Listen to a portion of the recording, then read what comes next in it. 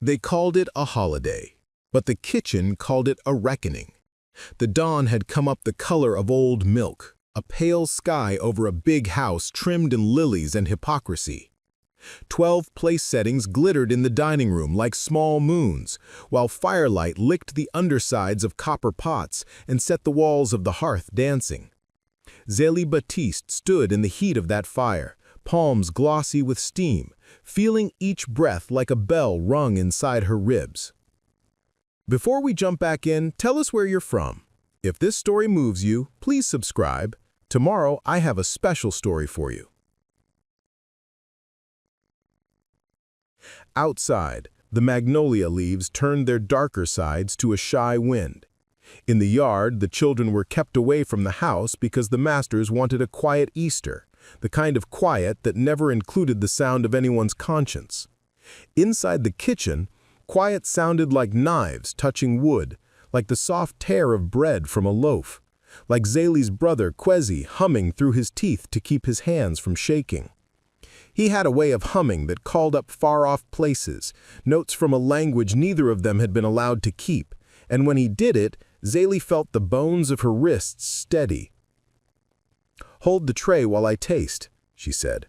Her voice was low and even, kitchen voice, work voice, so that no tremor could betray the weather of her mind. She lifted a spoon, not because she needed to, but because the overseer, Garrison Pike, had drifted into the doorway with the barn-dog look of a man who believed everything was his until told otherwise. The spoon brought only the common flavors, roast fat, salt, the green whisper of herbs. But beneath it all, under the orchestra of the meal, ran a single forbidden note, thin as a filament, bitter as a lie. She did not name it in her mind. Names gave things a power she did not intend to share.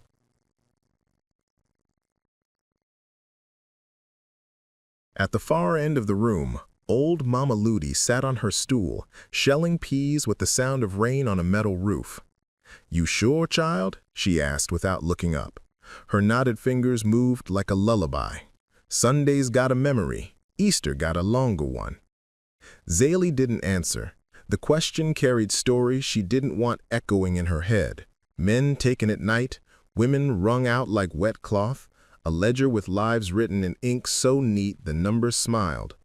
The 12 men who would sit at that long table had each, in his turn, chosen to be the kind of man who could step over a child's tears to get to the ham while it was still hot. They were not 12 like apostles, they were 12 like jurors, long accustomed to returning the same verdict. So she moved with composed hands and a mind that had learned to think in courtyards and corridors, in the narrow spaces where servants moved unseen. The dining room waited like a mouth. The big clock there kept a careful time that never matched the hours of the fields. Zélie felt each minute drag its heavy chain past her ankles.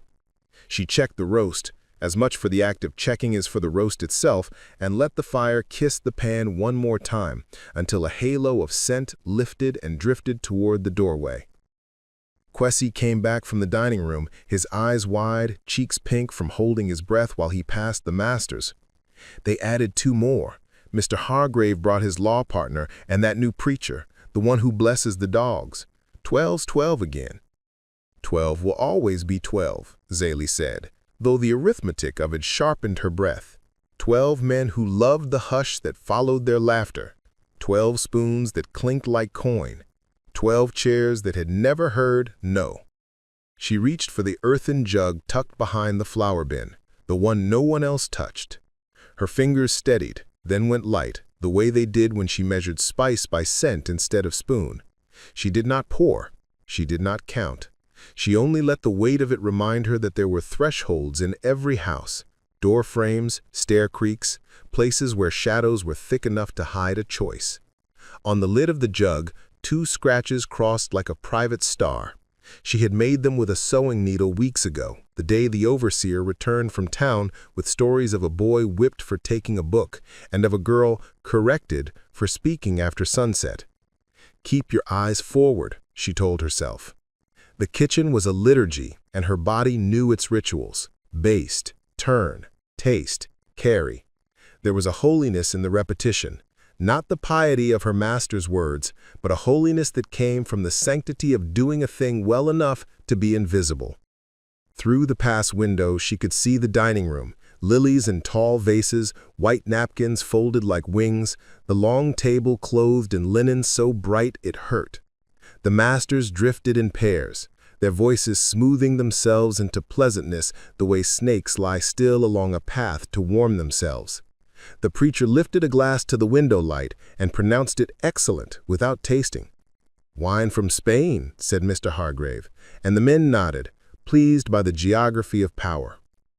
The first bell rang, a small silver sound that called them to their thrones. In the quarters, the evening bells meant labor done. In the big house, bells meant appetites could come out from behind their masks. "Bring the first," Zélie said. Kwesi lifted the platter. The meat lay lacquered and shining, the way a good story wears its truth, visible but not obvious. They moved together, he at the front, she at his shoulder, Mama Ludi behind them like a shadow, with the peas and a bowl of eggs cut into moons. At the threshold of the dining room, the air cooled. Sound changed there, footsteps softened, even breath learned to be careful. Servants became furniture at that line. Zélie crossed it because there was no other way to do her work, because the arrangement of this house forced her across lines the world said didn't belong to her and then punished her for stepping. "Miss Baptiste," said the mistress, using a title like a joke. "Do mind the sauce. Our guests have delicate palates." "Yes, ma'am." Zélie rested the platter where the mistress pointed and stepped back with the invisible bow of someone who had learned to swallow everything that could not be said. Around the table, the men settled. The new preacher offered a prayer so tidy it sounded like he'd pressed it into the spine of a book and left it there to dry. "Lord of mercy, bless the hands that prepared this meal," he said, in a tone that forgot whose hands those were. "Bless our fellowship, bless the order of things." Order of things. The words marched in Zélie's blood like ants. As they served the first round, one plate, then another, the passing of bread, the glug of wine like a throat swallowing guilt, Zélie catalogued faces. Mr. Hargrave, who could smile with his teeth while his eyes sharpened like hawk's claws. Mr. Pike, the overseer, cheeks that never missed the milk. Mr. Alder, always dabbing his mouth with linen as though the world kept smearing itself upon him. The preacher, soft-palmed and quick to laugh until anything real entered the room. The law partner, pale as candle wax, with a cough he tried to hide.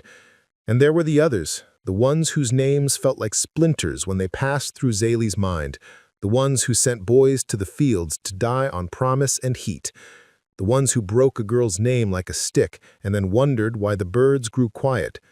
Kwesi leaned in close to set a dish and whispered, "Sister, your hands are steady as Sunday." "My hands learned to be steady the first time a plate cost a back," she said without moving her mouth. The kitchen pulled them back like the tide. There, once more in the language of fire and steel, Zélie let herself breathe. "Heard anything?" Mama Ludi asked, which in a kitchen meant, "Is the house listening? Is the wind safe?" "They're laughing," Kwesi said. "The preacher told the one about the donkey that went to church." "Some jokes make murder sound like music," Mama Ludi sighed, and kept shelling. The second bell rang, the call for the next course. Zélie lifted a small porcelain bowl from the back of the stove, its lid warm beneath her palm. She did not open it, she did not look. She simply held it as one holds a key, not to show it, not to lose it, not to forget what it is for. When she and Kwesi went out again, the light in the dining room had flattened into evening, that hour when shadows learned their own names. The men leaned back like satiated lions. The preacher dabbed at a spot of sauce and declared it sanctified. Mrs. Hargrave complimented the crumb of the bread in a way that made even compliments feel like measurements. "Pike," Mr. Hargrave called toward the door. "After the meal, have the boys bring the hounds round. We'll make a circuit of the fence line. There's talk from the county seat, whispers of someone writing letters where letters don't belong." "Whispers make good targets," said the law partner, and they all smiled with the kind of fondness men reserve for predictable violence. Zélie felt her jaw tighten, then loosen. No one saw it. That was her gift, the privacy of small muscles. Under the table, she planted her feet, as if roots could be made by will. She placed the small porcelain bowl near the center of the table, where things that join a meal like a chorus are usually set. Harmless, decorative, forgettable, until they are not. Her eyes found Quezzy's. He nodded. They moved from plate to plate with the second course, and the room smelled of balm and sugar and the burnished heat of the day, turning into something a human body could use.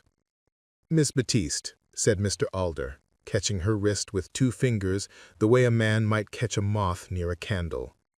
"Tell me, what did you do to the glaze? There's a note." He searched for the word as if language were a coat he rarely wore. "Curious." "I coaxed it," she said. "Some flavors only come for coaxing." "Ha ha!" He let go of her wrist, delighted by the word. "Coaxed. Hear that, Reverend? Even the help's a poet." The preacher smiled the way men smile at their own gentleness. Back in the kitchen, Zelie leaned her forearms to the cool edge of the table. The place where the wood had been worn smooth by decades of hands felt like a field at night, a patch of ground with nobody watching. For a moment, she let the quiet sit. Then she turned, took the jug from behind the flour bin, waited, and returned it to its shadow. "You got the look." Mama Looty didn't lift her eyes. "Storm look, when the skies split, but the thunder ain't spoke yet." "The house is already lightning," Zelie said. "We've only learned to count the miles." In the yard, a bell from the small chapel rang the hour.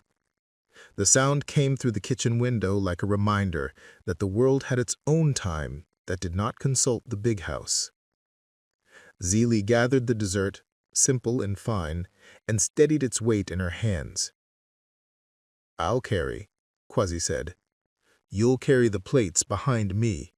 And in that moment, they were not servant and servant, but sister and brother who had once slept head to foot on a pallet and learned to speak to each other without moving their mouths. They entered on the final bell. By then the room had softened into that peculiar quiet that comes when people feel too safe. The men's mouths had found the comfortable shapes of habit. Their laughter was lower. Their knives had slowed. The air smelt like praise to itself. Zelie placed the dessert where it belonged. Hands followed hands. Spoons dipped. The clock on the mantel ticked with a heartbeat stolen from somebody else's dream. She reached for a pitcher. The surface shivered as reflecting the chandelier, as if an angel had just winged its way across the room. And in that brief trembling, she saw her own face, a small contained world, floating upside down in light. "Miss Baptiste," said the preacher mildly, wiping his lip, "tell me, what's that bittersweet note I can't quite—" "A memory," she said, meeting his eyes. "A memory?" He laughed as though she'd offered him a joke. "The tongue keeps them, even when a man doesn't know he's been taught."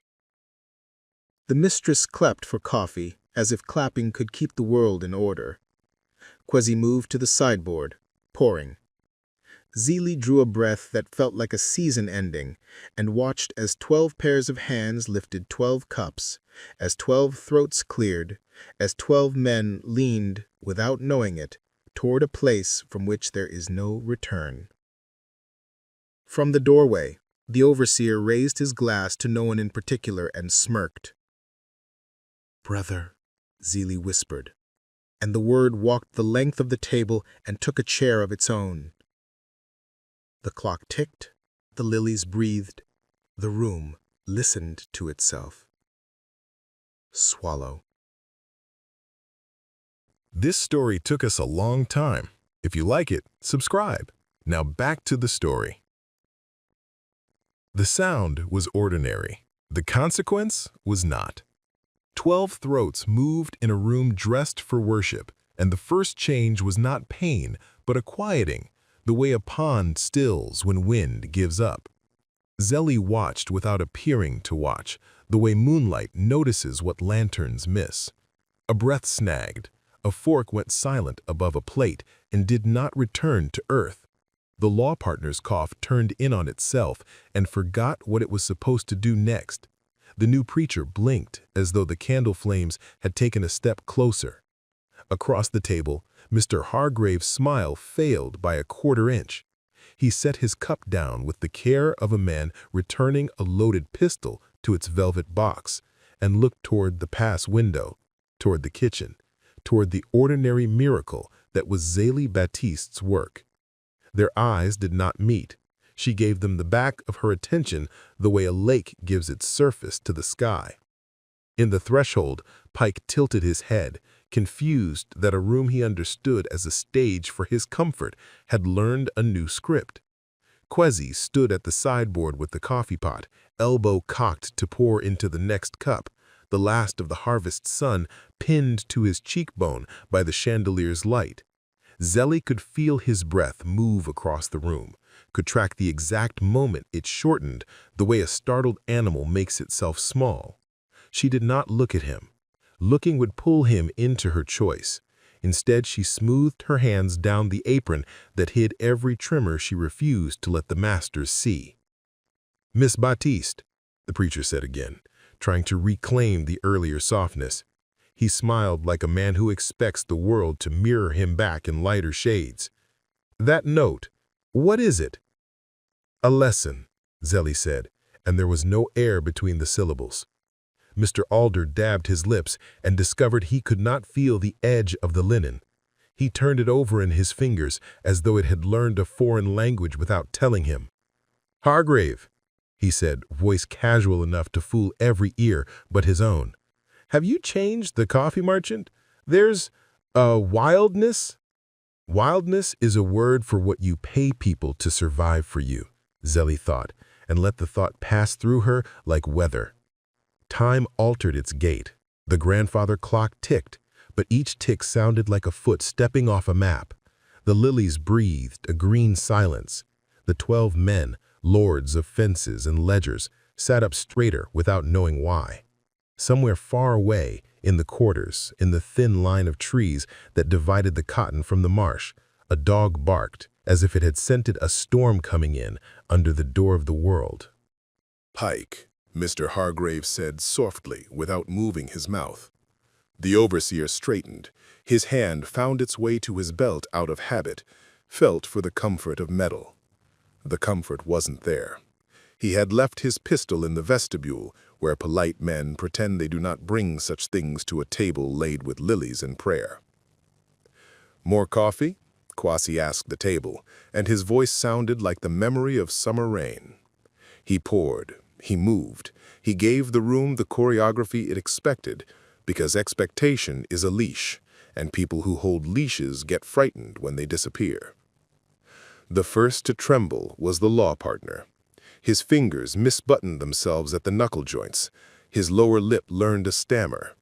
He tried to laugh and found that the laugh had packed up its belongings and left town. "Peculiar," he said. "Trifling thing."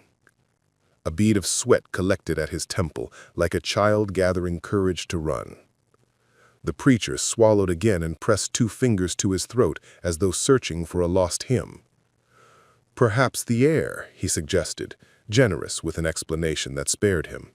"It's close in here." "Close," Mrs. Hargrave echoed, the word turning thin as thread. She was a woman who trusted rules and lilies and the assertion that good taste could herd the universe into order. Now she looked at the window latch, at the sheer curtain lifting with the faintest breeze, as if she'd forgotten how windows were supposed to work. Zélie stepped back, the appropriate number of inches, the choreography of invisibility exact. She followed the script of 100 suppers while standing inside a different play entirely. Every part of her burned with attention. The way Mr. Alder's left eye began to weep. The way Pike shifted his feet and discovered the floor had grown treacherous. The way Mr. Hargrave's jaw learned the weight of his own name. Mama Luti's shelling fingers back in the kitchen had paused for the first time that day. She could feel it across the wall. The old woman's prayer circling the stove like a slow hawk, eyes keen to the movement of fate below. "Miss Baptiste," Mr. Hargrave said at last, the civility at the edges of his voice beginning to unravel into thread. What is this glaze?" She tilted her head, not toward him, but toward the platter, as though the meat might answer him itself. "What you asked for," she said, and the words were not a lie. He had asked for a holiday made of comfort and dominion. He had asked for a table that confirmed the world had been arranged correctly. The new preacher tried to stand and found his knees were less certain than his God. He sat again quickly and laughed, a polite sound cut to fit. "Perhaps I'm overtired," he offered to no one, to everyone. "Long ride in from—" The name of the county did not return when he called it. He blinked, startled by the blankness where a place had been. Pike took a step and discovered the floor had grown narrower. "Open a window," he snapped. "The room's bad." Kwasi was already there, lifting the sash with a show of effort that hid how easily the old wood yielded to his hands. Cool air walked in as if it had been invited. It stooped to smell the lilies and went about its business. Zélie breathed it. Not relief, she did not permit relief, but oxygen, honest and undecorated. The law partner's chair scraped suddenly, the impolite sound of the evening, and toppled. He reached for the edge of the table and found it farther away than it had been a breath ago. "Hargrave," he said, and discovered his mouth was full of pennies. "Her!" The name dissolved. He looked at his hands as if they had been pilfered and replaced with good copies that understood less. "Call the doctor," Mrs. Hargrave whispered, not to Zélie, not to anyone human, but to the doctrine of her life. "Pike, now!" "The doctor's a 30-minute gallop," Pike said, and lifted his chin at Zélie as if she were the distance itself and could be shortened by being glared at. "You, girl, water." At the far end of the room, old Mama Ludi sat on her stool, shelling peas with the sound of rain on a metal roof. "You sure, child?" she asked without looking up. Her knotted fingers moved like a lullaby. "Sunday's got a memory. Easter got a longer one." Zélie didn't answer. The question carried stories she didn't want echoing in her head. Men taken at night, women wrung out like wet cloth, a ledger with lives written in ink so neat the numbers smiled. The 12 men who would sit at that long table had each, in his turn, chosen to be the kind of man who could step over a child's tears to get to the ham while it was still hot. They were not 12 like apostles, they were 12 like jurors, long accustomed to returning the same verdict. So she moved with composed hands and a mind that had learned to think in courtyards and corridors, in the narrow spaces where servants moved unseen.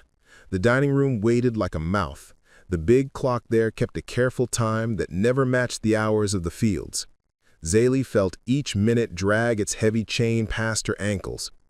She checked the roast, as much for the act of checking as for the roast itself, and let the fire kiss the pan one more time, until a halo of scent lifted and drifted toward the doorway. Kwasi came back from the dining room, his eyes wide, cheeks pink from holding his breath while he passed the masters. They added 2 more. Mr. Hargrave brought his law partner and that new preacher, the one who blesses the dogs. 12's 12 again.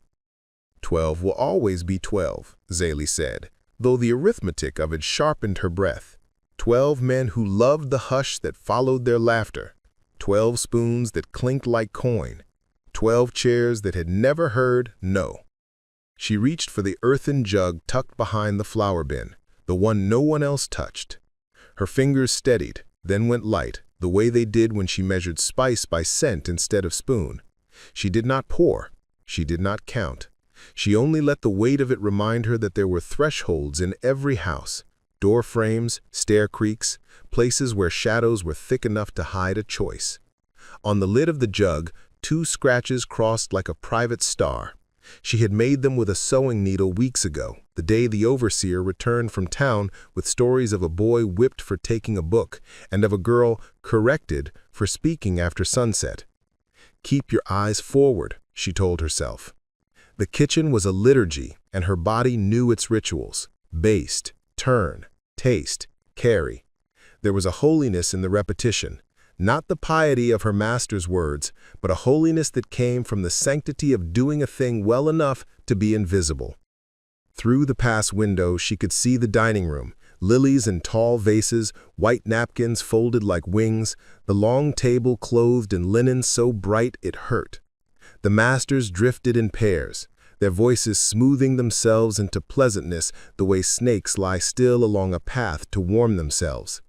The preacher lifted a glass to the window light and pronounced it excellent without tasting. "Wine from Spain," said Mr. Hargrave, and the men nodded, pleased by the geography of power. The first bell rang, a small silver sound that called them to their thrones. In the quarters, the evening bells meant labor done. In the big house, bells meant appetites could come out from behind their masks. "Bring the first," Zaley said. Kwesi lifted the platter. The meat lay lacquered and shining, the way a good story wears its truth, visible but not obvious. They moved together, he at the front, she at his shoulder, Mama Ludi behind them like a shadow, with the peas and a bowl of eggs cut into moons. Zaley took a step back and the room expanded around her like a lung deciding to live. 12 men, 12 cups, 12 lives that had never asked permission to sit so heavy on other people's days. She felt fear.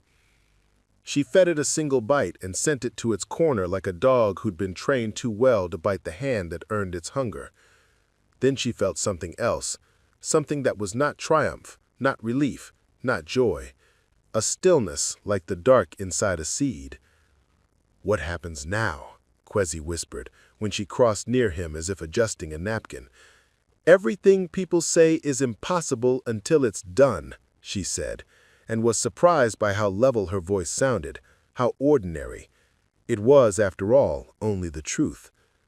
Pike moved to the vestibule, returned with his pistol, set it on the table like a new piece of flatware, and then looked around to see whose hunger it fed. The room saw him. The room waited. Mr. Hargrave tried to rise. He succeeded in the way a man succeeds at getting to his feet in the middle of a river. He put his hand on Zaley's arm, not with malice at first, but with the surprise of a child learning that the sky owns thunder. "Why?" he asked, and there was a boy in that word. A boy who had been told the world would render him safe if he simply signed his name in the correct corners of paper. "Because I counted every strike upon every back," she said, not loudly. "Because the bread counted, because the pots did, because the doorways, because the miles of cotton learned numbers." He blinked. For a moment something like comprehension, naked and shivering, crossed his face. Then he lifted the pistol and pointed it at the air just beyond her shoulder. "Stop," he said. "To the air, to the table, to the clock, to God." The clock obeyed no man. The minute hand kept walking. He fired. The sound cracked the room into before and after. Plaster dust fell from the crown molding in a slow, astonished veil. The bullet went into the wall above the sideboard. A painting of a ship lurched and then settled crooked, the sea forever tilted. "Pike!" Mrs. Hargrave screamed, as though Pike were a spell she could cast to put the universe back the way it had been that morning. Pike's finger hovered again and found the trigger meant to be a promise. He swung the pistol toward Kwesi, because cruelty chooses the young. It wants to win the next century before it finishes with this one. Zaley moved. She did not think about how. The body remembers the distance between a choice and a consequence better than any prayer. She was on Pike before the gun made its next word. Her left hand took his wrist. Her right hand found the back of the pistol. She did not wrench. She leaned into the angle, into the balance, into every act of carrying heavy pans across the kitchen for 20 years, and the weapon belonged to her. No one in the room had known such a thing could happen, but pans had trained her fingers to grip hot handles without fear. Ovens had taught her to work in small spaces with bodies moving all around her. The discipline of keeping a sauce from breaking had schooled her hand in patience while the world shook. She set the pistol on the sideboard. She looked at Pike. The overseer looked back. The room had learned a new language in a breath. "You'll hang," Mr. Alder whispered, both prediction and wish. Zeely's gaze passed over him without stopping, the way a bird's shadow crosses a road and does not apologize to the dust. You've mistaken the future for a punishment. It doesn't always arrive where you send it. Kwezi stood beside her now, not because she asked, but because she asked his whole life and he knew the answer by heart. His hands were empty. They were also full of everything the day had given him: heat, steadiness, the taste of a decision on the air. Outside, hooves sounded in the yard. Not riders. The master's horses moved differently under men who thought the ground was theirs, but the soft chuff of animals whose reins were held by boys sent to fetch and carry. The house had not yet learned to be afraid of its own gates. Her eyes found Kwezi's. He nodded. They moved from plate to plate with the second course, and the room smelled of balm and sugar and the burnished heat of the day, turning into something a human body could use. "Miss Baptiste," said Mr. Alder, catching her wrist with 2 fingers the way a man might catch a moth near a candle. "Tell me, what did you do to the glaze? There's a note." He searched for the word as if language were a coat he rarely wore. "Curious." "I coaxed it," she said. "Some flavors only come for coaxing." "Ha ha!" He let go of her wrist, delighted by the word. "Coaxed. Hear that, Reverend? Even the help's a poet." The preacher smiled the way men smile at their own gentleness. Back in the kitchen, Zeely leaned her forearms to the cool edge of the table. The place where the wood had been worn smooth by decades of hands felt like a field at night, a patch of ground with nobody watching. For a moment, she let the quiet sit. Then she turned, took the jug from behind the flour bin, waited, and returned it to its shadow. "You got the look." Mama Looty didn't lift her eyes. "Storm look, when the skies split, but the thunder ain't spoke yet." "The house is already lightning," Zeely said. "We've only learned to count the miles." In the yard, a bell from the small chapel rang the hour. The sound came through the kitchen window like a reminder that the world had its own time that did not consult the big house. Zeely gathered the dessert, simple and fine, and steadied its weight in her hands. "I'll carry," Kwezi said. "You'll carry the plates behind me." And in that moment, they were not servant and servant, but sister and brother who had once slept head to foot on a pallet and learned to speak to each other without moving their mouths. They entered on the final bell. By then the room had softened into that peculiar quiet that comes when people feel too safe. The men's mouths had found the comfortable shapes of habit. Their laughter was lower. Their knives had slowed. The air smelt like praise to itself. Zeely placed the dessert where it belonged. Hands followed hands. Spoons dipped. The clock on the mantel ticked with a heartbeat stolen from somebody else's dream. She reached for a pitcher. The surface shivered as reflecting the chandelier, as if an angel had just winged its way across the room. And in that brief trembling, she saw her own face, a small contained world, floating upside down in light. "Miss Baptiste," said the preacher mildly, wiping his lip, "tell me, what's that bittersweet note I can't quite—" "A memory," she said, meeting his eyes. "A memory?" He laughed as though she'd offered him a joke. "The tongue keeps them, even when a man doesn't know he's been taught." The mistress clapped for coffee, as if clapping could keep the world in order. Kwezi moved to the sideboard, pouring. Zeely drew a breath that felt like a season ending and watched as 12 pairs of hands lifted 12 cups, as 12 throats cleared, as 12 men leaned, without knowing it, toward a place from which there is no return. From the doorway, the overseer raised his glass to no one in particular and smirked. "Brother," Zeely whispered, and the word walked the length of the table and took a chair of its own. The clock ticked, the lilies breathed, the room listened to itself. Swallow. Ruth nodded and turned, her hand finding the nearest girl's shoulder with the ease of a woman who had saved lives by insisting on sleep and water when grief wanted to set itself on fire. Children flowed around her like river grass around an anchored boat. "Jonah," Zaley said, "bring 2 men you trust. Stand at the gate. No one rides out or in without me seeing their eyes first." Jonah looked at Pike, then at Zaley, and made the kind of decision men aren't supposed to be able to make without permission. "Yes," he said, and the word walked to the gate with him. The mistress had found her chair's back with both hands and clung to it not from fear for her guests, but from fear of a world not measured by her lists. "This is criminal," she whispered. "This is chaos."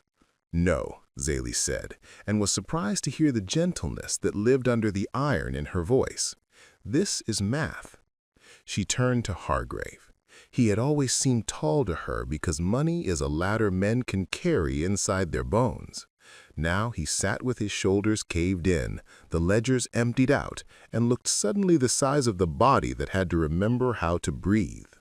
"She called your doctor," she said calmly. "Send Pike. He goes unarmed and on foot. If he returns with men, he will find that we have counted the windows." "You dare," Pike began. "I count," she said, looking at him. "I do not dare. Daring implies irregularity. This is steady as a clock." Hargrave considered her, and for the first time since Zaley had known him, his consideration included the possibility that another mind existed in the room. He nodded once, a small concession paid to a fact. "Go, Pike," he said hoarsely. "Bring Dr. Bell. Bring him quick." Pike hesitated.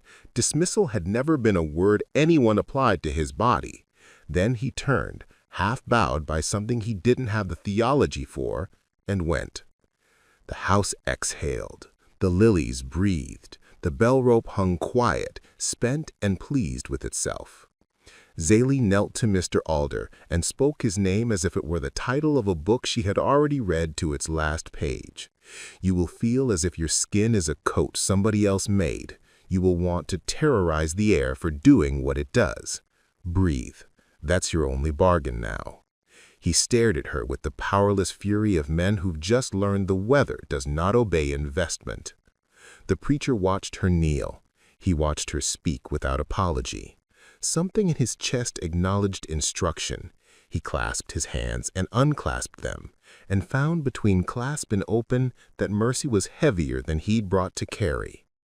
"Why not kill us?" he asked, not as a challenge, but as a lesson plan he was trying to understand. Zaley looked at him. The question tasted like iron and smoke. "Because the world does not heal if it only copies harm. Because I want the story to reach the places you thought were safe."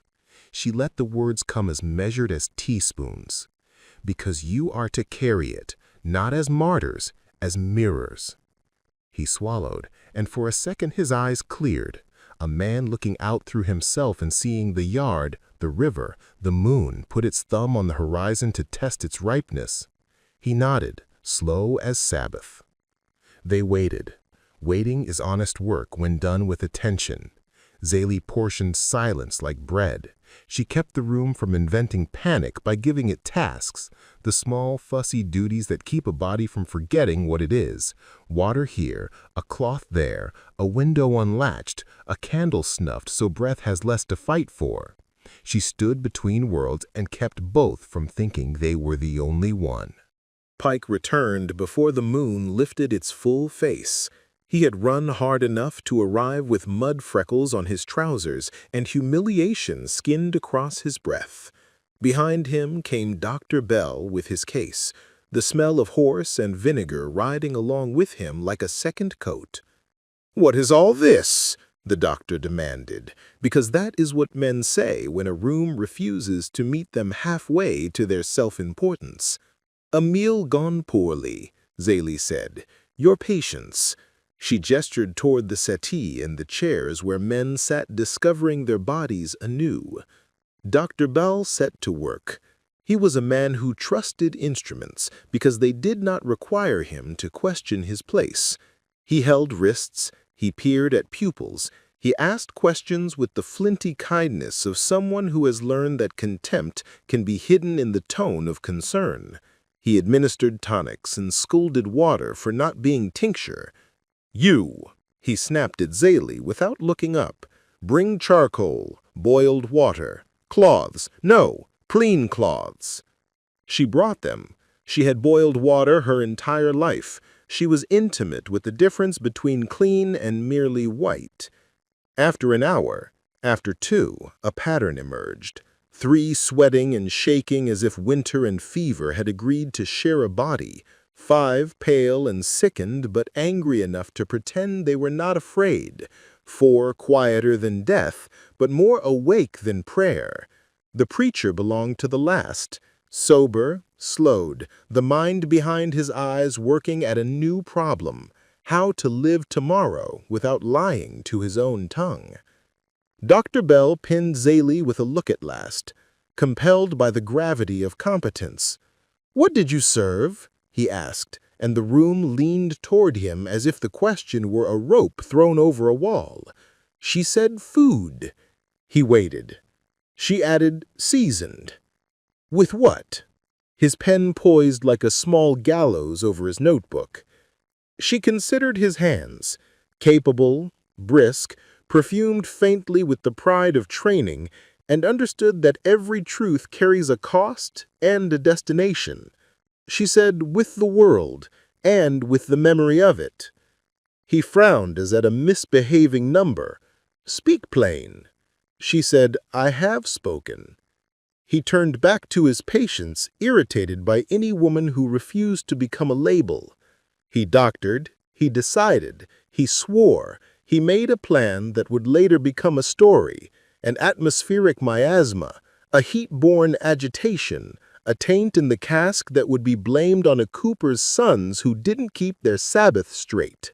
Men prefer causes that do not require confession. Toward dawn, the house lowered itself to the floor of time.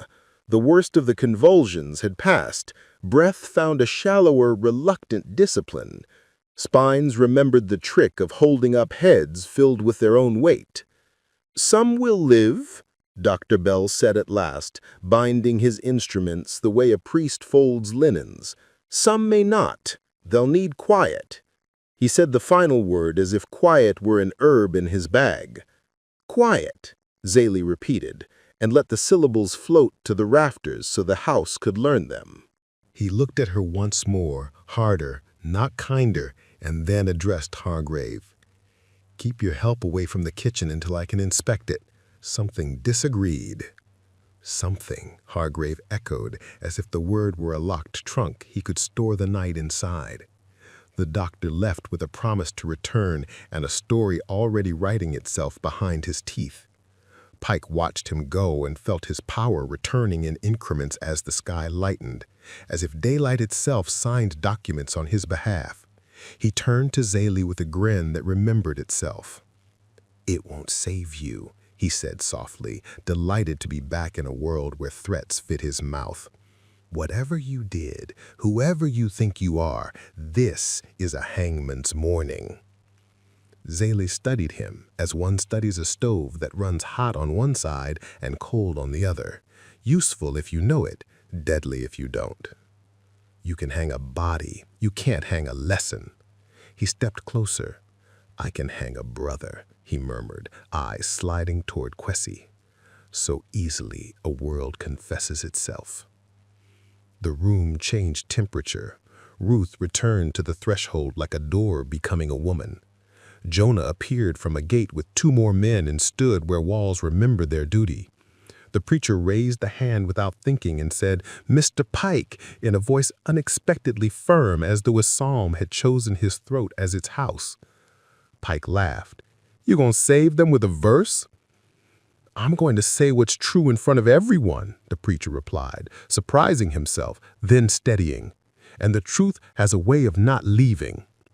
He turned, not to Zélie, not to the assembled, straight to Hargrave. "Sir, this woman saved lives tonight." Hargrave looked as though someone had handed him a mirror he hadn't ordered. He stared into it and searched for a version of himself that could be seen in daylight. He found nothing he liked, but something he might yet live with. "No one leaves," he said at last. "No one is harmed. Not today." Pike's mouth opened, found no audience, shut. Zélie nodded once, as a bargain maker approves the coin but not the terms. She turned to the yard and found the first pale lines of morning knifing the dark. The river sent fog up the slope as if the earth were practicing breathing before the day asked it to do any work.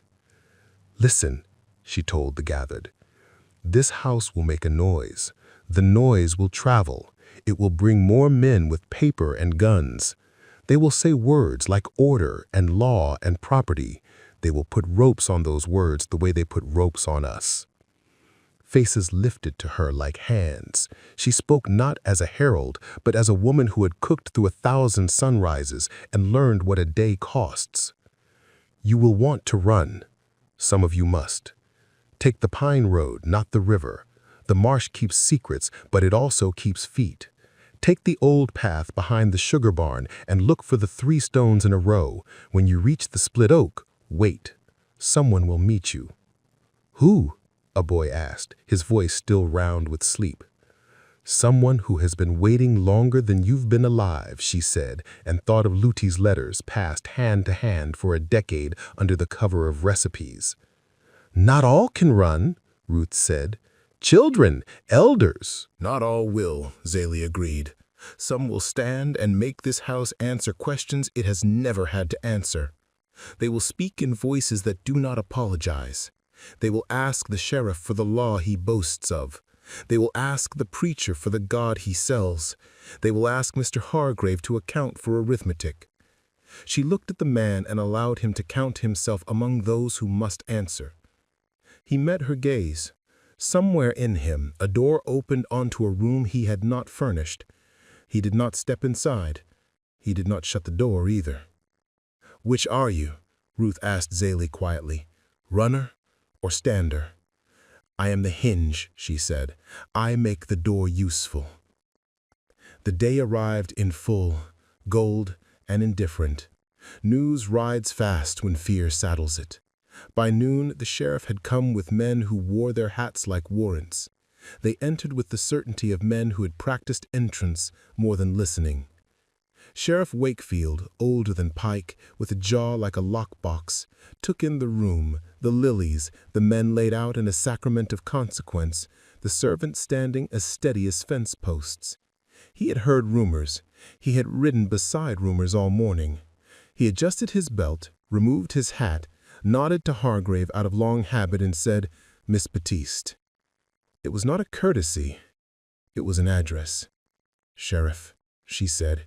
"You are accused," he began, then paused, surprised to hear how much of the speech he'd practiced could not be said in front of a room that had eyes. He started again, slower. "Tell me what happened." She told him. Not the ingredients, the hours. Not the recipe, the ledger. The way Sundays collected the week's injuries and pasted a ribbon to them. The way 12 men received the work of 100 hands and declared themselves generous for chewing well. She spoke of arithmetic and air, of what breath owes a body, of what choice becomes when no one admits you own any. He listened as much as a sheriff could. He took notes in the grammar of his office. He tried to keep his face from learning what it was learning. "You understand," he said at last, "that men have been harmed?" "They have been greeted," she said. He followed the word to its edge and found a cliff. He looked at Hargrave. "Sir?" Hargrave rubbed his temples as if trying to knead understanding into the roots of his hair. He said, "Some will live. If they do, they will speak of a taint. If they do not, there will be funerals." He did not say for whom. He looked at Zélie and found that his voice, when he continued, had the shape of a man who has learned he is not immortal. "I will not see the quarters punished for my table." The room changed key. People who had been holding their breath since last harvest let it go in a single, ragged sigh. The sheriff wrote something down that did not yet have a name. He straightened. "There will be inquiry," he said, and in that word was every way power tries to put a lid on boiling water. "There will be talk, But for now, no arrests. He glanced at Pike and lifted his finger before the overseer's mouth could grow an opinion. Why? Pike demanded anyway, reckless in his new smallness. The sheriff tucked his pencil behind his ear and said, "Because sometimes a house falls quiet and tells the truth. And I heard it." He left. The men with hats followed, their boots loud in the yard, the departing sound of a threat deferred. In the quiet that followed, the house found itself in pieces and tried to remember the trick of being whole. The preacher stood as if a breeze might topple him and said, voice raw, "Miss Baptiste, I will preach this." "You'll lose your place," Pike sneered. "I will find it," the preacher said, more to himself than to any of them. He looked at Zélie. "I do not know how to be good in a room like this. I only know how to be honest. If I start there, will it be enough?" "No," she said. Then, after his face flinched, "But it will be a path, and paths don't care what walks them, only that feet keep coming."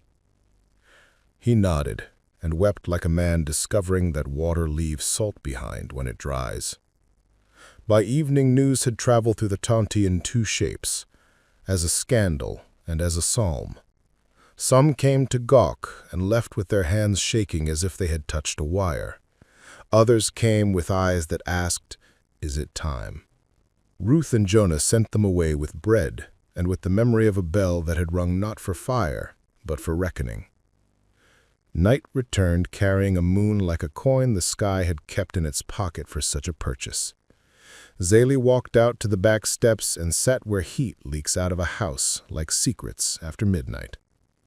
Kwesi came and folded himself beside her like he had when he was little and dreamed of boats. "Are you afraid now?" he asked. "Yes," she said, "because truth earns trust. But fear keeps me from stepping into holes I cannot see. I will use it, not let it use me." He rested his head against her shoulder. "You took the pistol." "I took the handle," she said. "The pistol followed. That's all a body ever does if you take the right thing first." He was quiet. Then, "Tomorrow? We do what we always do," she said. "We count, we cook, we decide, we keep breath where breath belongs, and we tell the same story until the people who need to hear it can finally hear it." He nodded, and the nod followed him into a sleep that found him like a promise finally kept. When dawn unbuttoned the dark the next day, the house looked the same in the way a face looks the same the morning after truth has spent the night in it. The lilies had dropped a few brown-edged petals. The table wore the memory of hands. The clock ticked, breath moved. Somewhere a child laughed, because children will. Rumor cannot teach laughter to change its shape. Hargrave came to the kitchen doorway and stood as if he might apologize to something too large to fit in his mouth. He took off his hat. "Ms. Baptiste," he said, and stopped. She kept kneading. Bread does not bake itself for the sake of ceremonies. "At supper," he began, then started again. "Supper will be simple, if you wish it." He seemed stunned to find a question mark in his sentence. She glanced up. In his face she saw a man trying on honesty and finding it did not fit yet, but might, with wear. "Supper will be what the day earns," she said. He nodded and left. Back straight, the way men walk when they're teaching their bones a new story of what they hold up. Mama Ludi came in from the yard with herbs pinched between her fingers and a satisfaction on her lips like someone who's just witnessed a prophecy keep its appointment. "Child," she said to Zélie, "the Lord likes to start his sermons in kitchens because people in pews forget how to chew." Zélie smiled, small and tired and full. "We fed them," she said. "We did," Ludi replied, setting the green down like punctuation on the table. "We did." That evening, when the sun folded itself into the river's pocket and the mosquitoes raised their small choirs, a line of lamps lit the front walk. People came not to eat, but to stand. Some wore shame like a damp shirt. Some wore certainty still, snug as arrogance. Some brought nothing but their listening. Zélie did not speak to them. She did not need to. The house, the lilies, the window, the settee, the pistol mark in the plaster, all told the story without her lungs paying the price. She stood beside Ruth and Kwesi and Luti and Jonah and every person who had carried water through summers without thanks, and let the quiet do its work. The preacher arrived hatless, hair unruly as confession. He climbed the front step, turned to face the gathered, and held his Bible like a man unsure if the book would open or burn. "I came to bless an order," he said, voice steady now. "I found a lesson. It tasted bitter. It will save me if I let it." He looked at Zélie. "I will preach that kind of salvation." No one cheered. Breath is too expensive for that. But the quiet agreed.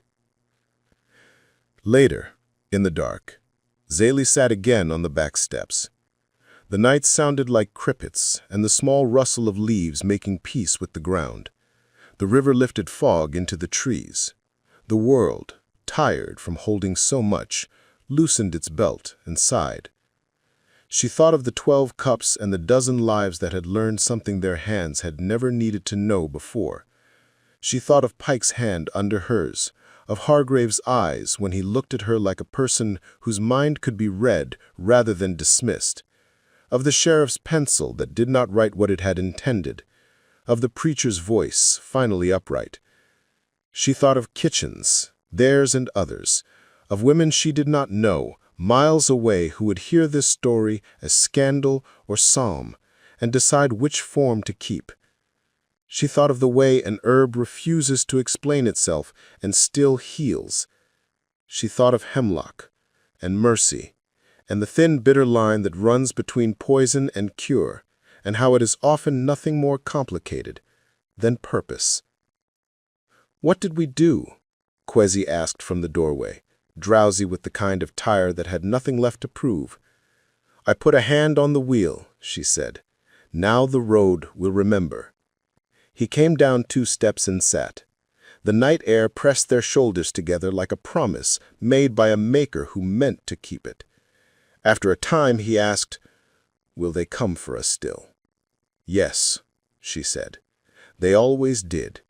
The difference is we will hear them sooner, and we will be listening with our whole bodies, not just our fear." He was quiet long enough for her to hear a fox cross the back pasture. Then, "I used to think bravery was loud." "It is," she said, "and it's also a woman taking a pistol out of a man's hand without making a sermon of it." She grinned at the dark. "It's also bread at dawn." In the months that followed, Easter became a season people measured a little differently in that county.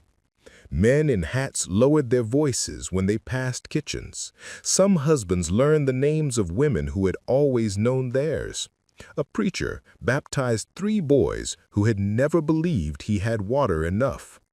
The sheriff wrote reports that did not explain everything, but did not lie about the parts he understood. Pike left, of his own accord, he said, but a man who looks at a house and finds it looking back will always think the road was his idea. Hargrave called Zélie Miss Baptiste without the joke in it. He built a schoolhouse on an acre he had once measured for sugar. Some said it was penance, some said it was politics. Zélie said it was a room with windows and let the children decide what light was for. When strangers asked about the mark in the plaster above the sideboard, the mistress said a clock had fallen. Clocks are stubborn witnesses. They only tell one story. Everyone else let the silence answer. Silence is an archive if you don't rush it. On the next Easter, the lilies were fewer and the table shorter by 3 chairs. The preacher told a different kind of resurrection story and did not ask permission for it. Dr. Bell came and sat at the back and listened with his hands. When he rose to leave, He paused by the kitchen door and inclined his head to Zélie the way a man acknowledges gravity. She kept her palm on the oven door and felt heat do what it always does, transform what it is given into something the mouth might bless. That night, long after the lamps were out and the last child had stopped whispering the day into the rafters, Zélie walked to the edge of the field and stood where rows become the river's map. The stars were seeds thrown into black soil by a sower with a good arm. She lifted her face to them and offered no words. Some prayers are most faithful when they refuse to become sentences. Behind her, the house breathed. In front of her, the river breathed. Between them, she did. 2 more great stories are next. Don't miss them. Subscribe and turn on notifications.